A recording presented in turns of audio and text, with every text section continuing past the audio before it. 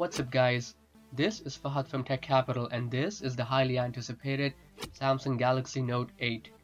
The box and the packaging is extremely similar to the S8 and the S8 Plus.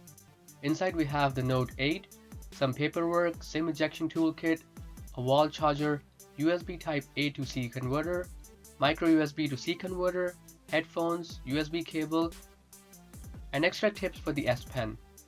Holding the phone for the first time, I cannot help but notice that it's very similar to the S8 Plus that I've been using as my daily driver for the last few months. The edges on the S8 Plus are a bit more rounded compared to the Note 8, which is a little more professional looking in my opinion. The SIM and microSD slot are on the top, power button on the right, volume rocker and Bixby button on the left are exactly similar to the S8 Plus.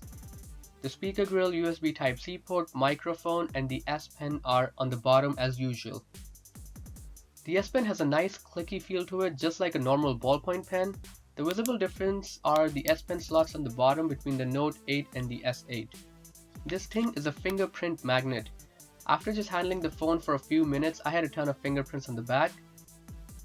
The camera is quite different to the S8 and the S8 Plus, where Samsung decided to use a single lens.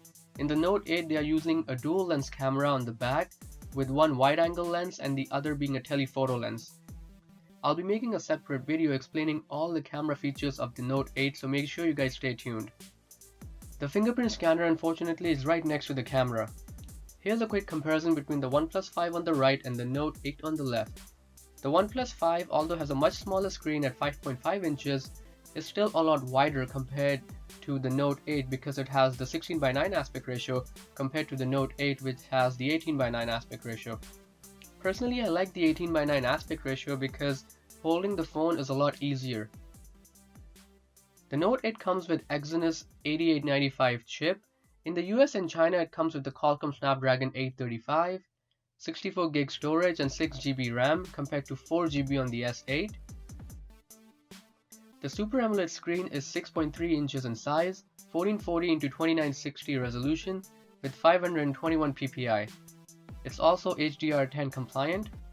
On the back we have dual 12 megapixel cameras with f1.7 and 2.4 aperture.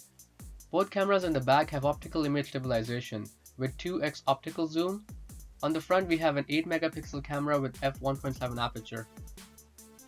Other features of the Note 8 are the S Pen, IP68 certification, wireless charging, microSD slot, and a 3.5mm jack.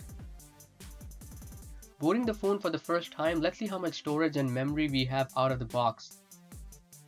There's 50 gigs of storage available right out of the box and 2 gigs of RAM. I've been using the Note 8 for about 2 weeks now. I'm working on my full review. I'll also be comparing it to the S8 Plus and the OnePlus 5. I'll be doing battery tests, camera tests, speed tests, so you guys can have an idea which is the fastest Android phone versus which one has the best battery versus which one has the best camera. I'll also be comparing it to the iPhone X when that comes out later in November. So make sure you guys stay tuned and subscribe to my channel. If you guys have any questions, you can ask me in the comment section below, or you can follow me on social media on Instagram and Twitter. You can ask me questions there as well. This is Fahad signing out from Tech Capital. Have a good one and I'll see you guys in the next one.